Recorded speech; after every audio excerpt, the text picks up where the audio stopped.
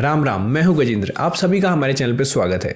आज की इस वीडियो में हमारे साथ है कर्नल एम.एस. ढाका सर। आज़ादी से लेकर आज तक कर्नल साहब के परिवार का कोई ना कोई मेंबर इंडियन आर्मी को सर्व कर रहा है। सैनिक के पद से इंडियन आर्मी ज्वाइन करके कर्नल के रूप में रिटायर होना अपने आप में एक मोटिवेशनल जर्नी है। उम्मीद करते हैं आपको ये वीडियो पसंद आएगी।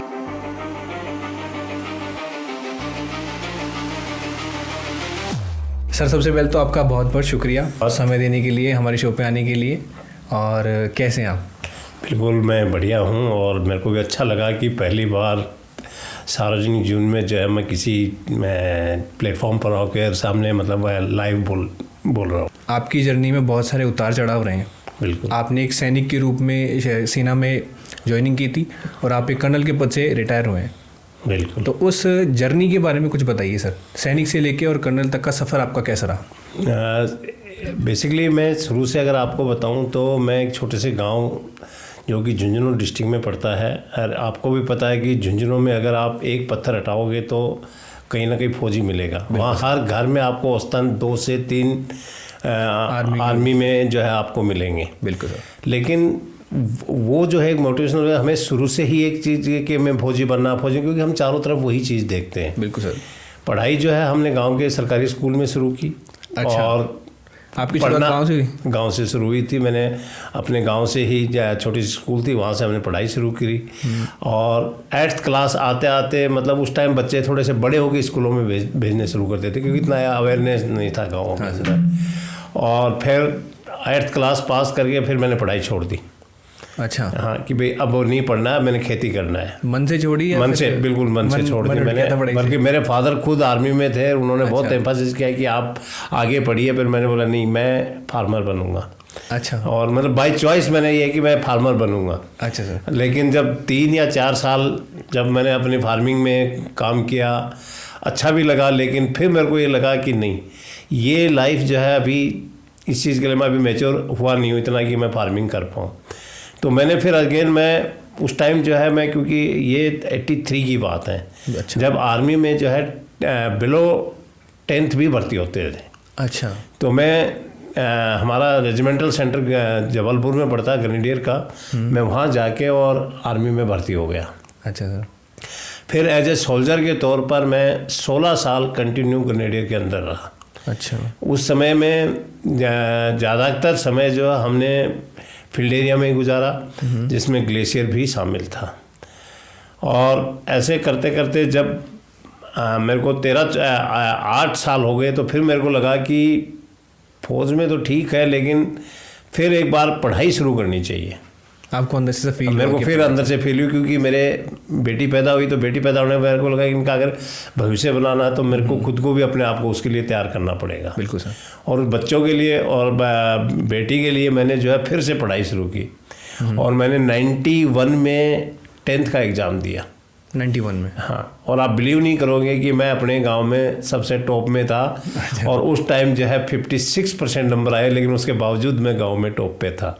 हाँ, आज की तरह उस टाइम 90% 80% ये नहीं आते थे। पढ़ाई बहुत मुश्किल हुआ करती थी। बिल्कुल मुश्किल होती थी। फिर और एज ए प्राइवेट, एंड उसके बाद में मैंने +2 12th किया वहीं से ही, इट इज़ 93। एंड फिर तो मेरे को अच्छा लगने लगा कि नहीं, ये पढ़ाई इजी है। और मैंने फिर ग्रेजुएशन भी किया अपने राजस्थान यूनिवर्सिटी से, प्राइवेट ही, मोतीलाल कॉलेज झुंझुनू से, जहाँ मैं रात को रानी सती मंदिर पढ़ता, वहीं पर बैठ के अपने रात को पढ़ता था और सुबह एग्ज़ाम देता था। फिर उसके बाद में वापस घर आ जाता था। क्योंकि उस टाइम इतने साधन भी नहीं होते थे वापस गांव आने के, और इतने पैसे भी नहीं होते थे कि रोज़ जाओ रोज़ आ जाओ, मतलब कि या गाड़ी करके जाओ गाड़ी करके आ जाओ। बिल्कुल सर। सो उस टाइप से मतलब मैंने अपना वो कर, फिर मैंने जो है अफसर्स के लिए कंपटीशन अपने आप को तैयार किया और उसके लिए कंपटीशन दिया, और मैं उस चीज़ में सक्सेस हुआ।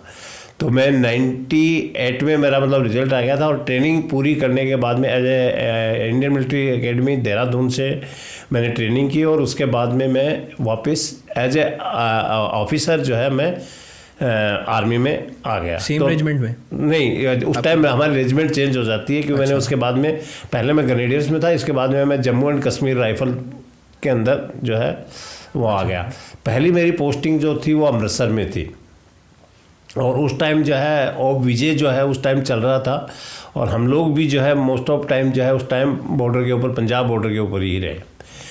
वहाँ के बाद में जब हमारा वापस से फील्ड टेन्योर आया तो हमारी पहली पोस्टिंग जो है वो कारगिल में हुई, जहाँ अभी अभी थोड़े दिन पहले। और अनफॉर्चुनेटली उसी टाइम जो ओप पराक्रम जो चला था, जो इसके संसद में हमले के बाद में जो है दोनों सेनाएं आमने सामने होके जब बॉर्डर के ऊपर, और उस टाइम बहुत ज़्यादा फायरिंग होती थी।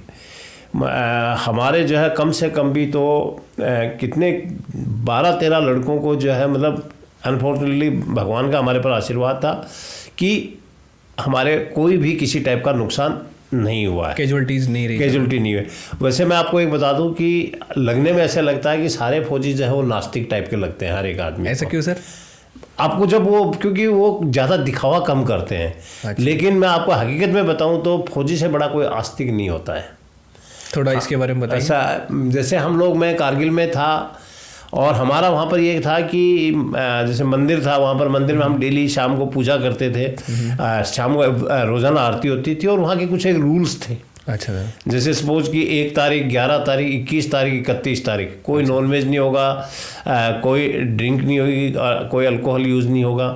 Same Tuesday, Thursday and Friday, in 3 दिन के अंदर भी सेम, मतलब वही था कि देखिए आप देखिए, ट्यूसडे हम एज ए माता और भगवान को मानते हैं, हनुमान जी को मानते हैं एज ए हिंदू होते हुए। और हिंदू होते हुए हम थर्सडे, जैसे कि पीर बाबा अगर उनका हम डे मानते हैं, वो भी उसको भी ऑब्जर्व करते हैं। उस दिन भी हम कोई नॉनवेज नहीं होगा, कोई हमारा शराब जो है इशू नहीं करी जाएगी। ठीक है। सेम फ्राइडे, क्योंकि मैं जम्मू एंड कश्मीर राज्य और माता का हमारे पर ज़्यादा आशीर्वाद है, हमारे मतलब वैष्णो माता के ही, उससे तो फ्राइडे जो है माता के नाम से मनाया जाता है, तो उस दिन भी ऐसा कुछ नहीं होता है।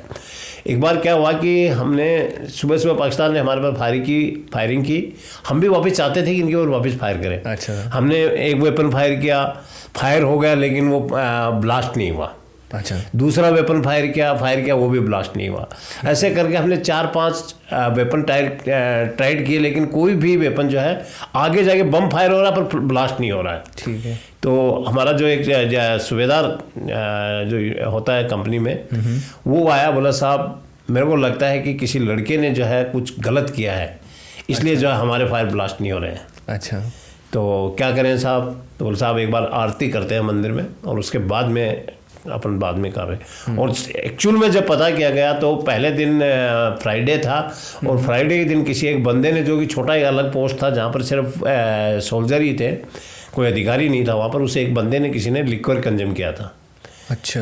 तो वो आरती की हम लोगों ने, और उसके बाद में जब हमने फायर किया तो आप बिलीव नहीं करोगे, हर राउंड फटा जाके और दुश्मन के बिल्कुल उसके ऊपर जाके फटा, आज के लोगों पोस्ट के ऊपर। मतलब इतना हमारा बिलीफ, मतलब इसलिए कि मतलब हम बिलीफ ज़्यादा करते हैं, दिखावा कम करते हैं फौजी जितने भी हैं। बहुत से लोगों को ये बात नहीं पचेगी शायद जो आप बोल रहे हैं, बहुत से लोग नास्तिक हैं, बहुत से लोग इस चीज़ में विश्वास नहीं करेंगे, लेकिन फिर भी आपका तो रियल टाइम एक्सपीरियंस है, तो आप बताना।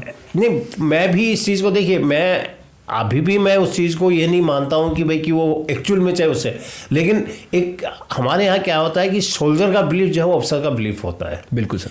फौज में आपने देखा भी होगा कि अगर एक, जैसे अगर सपोज कृष्ण जन्माष्टमी आ गई और हमारा पंडित जी छुट्टी पर है, अच्छा, तो मौलवी जो है वो कृष्ण जन्माष्टमी जितने भी कार्यक्रम है वो मौलवी संपन्न कराएगा, अगर आपकी यूनिट में मौलवी अगर है तो। ये बात, तो ये चीज़ भी लोगों को शायद हजम ना हो, लेकिन ये एक्चुअल में है। ये अगर क्रिश्चियन में फादर है और अगर ईद के ऊपर अगर मौलवी सपोज गई छुट्टी पर है, तो फादर जो है वो ईद की नमाज जो है वो क्योंकि इनको जो धर्मगुरु फौज में होते हैं वो एक्चुअल में उनको हर एक धर्म के बारे में उनको पढ़ाया जाता है और हर धर्म के बारे में उनको बताया जाता है। एक्चुअल में वो लोग मोटिवेशन के लिए होते हैं, धर्म कर्म का कम, और मोटिवेशन जो ट्रूप्स को एक मोटिवेट जो मिलता है वो उन लोगों से मिलता है।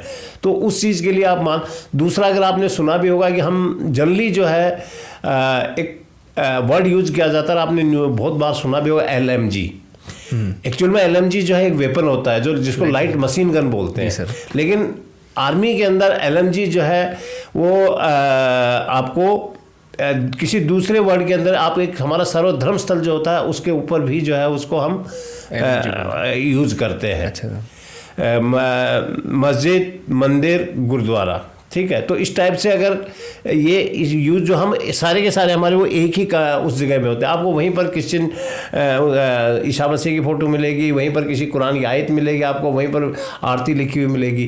तो स्वभाव से हमारा ये नहीं होता है कि हम किस धर्म को माने, बस हमारा बिलीफ होता है। और बिलीफ हमारा किस में, तो जो हमारे सोल्जर का जो बिलीफ है वो बिलीफ एज ए ऑफिसर हर एक आदमी का वो बिलीफ होता है। बिल्कुल सर, इंडियन आर्मी मतलब एकता के लिए पूरी दुनिया में हाँ, आप भी देख लीजिए, अभी भी मतलब वही है कि हमारे यहाँ चाहे ऑफिसर चाहे कोई भी हो, चाहे वो इवन अगर जेग्रिफ में अगर सीओ कमांडिंग ऑफिसर या कंपनी कमांडर सपोज करो कि कोई मुस्लिम है, बिल्कुल, लेकिन उसको भी 9 दिन नवरात्रि के रखने पड़ेंगे। ये कंपल्सन है? कंपल्सन है ये, क्योंकि आपको ट्रुथ का बिलीफ, आपको ट्रुथ के साथ आपको जोड़ के रखना होता है। अच्छा सर। तो ये कोई वैसे कोई वो नहीं है कि भाई मैं रखूँ ही, लेकिन एज ए रिस्पेक्ट करते हैं, रिस्पेक्ट के तौर पर हम लोग जो है उस चीज़ को मानते हैं। इवन अगर एक हिंदू भी अगर किसी मुस्लिम्स कंपनी को कमांड कर रहा है, मुस्लिम्स यूनिट को कमांड कर रहा है, वो रोजे रखेगा ही रखेगा, वो चाहे जो भी हो उसको, और वो अपनी खुशी से रखता है, कोई दबाव नहीं है उसके ऊपर कि वो रोजे रखे। अच्छा। लेकिन क्योंकि चाहे देखिए कठिनाई जो है हमेशा आपको बाउंडिंग करती है। बिल्कुल, ये तो आपने देखा होगा। बिल्कुल, बिल्कुल, जितने आप कठिन एरिया में रहोगे उतनी आपकी बाउंडिंग रहेगी। बिल्कुल। आप अगर देखोगे जितना आप इवन अगर राजस्थान का भी अगर हम लेंगे, अगर आप जितना अपने पश्चिम में जाओगे, जोधपुर, जैसलमेर, बाड़मेर, वहाँ लोग गांव जो ज़्यादा बाउंडिंग से जुड़े हुए मिलेंगे बिल्कुल, बनस्पत यहाँ के। यहाँ एक सिटी में आप देखिए एक बंदा दूसरे बंदे को नहीं जानता, क्योंकि वहाँ किसी को कष्ट नहीं है, मूलभूत किसी जरूरत नहीं है, क्योंकि यहाँ हर मूलभूत सुविधा, वहाँ हर आदमी की हर एक आदमी से ज़रूरत होती है। बिल्कुल। तो फौज में भी सेम है। सपोज हम लड़ाई में है, सारे एक साथ है, तो वहाँ भाई भी वही है, मेरा चाचा भी वही है। अगर मैं सपोज बीमार हुआ तो मेरे को वही देखभाल करेगा।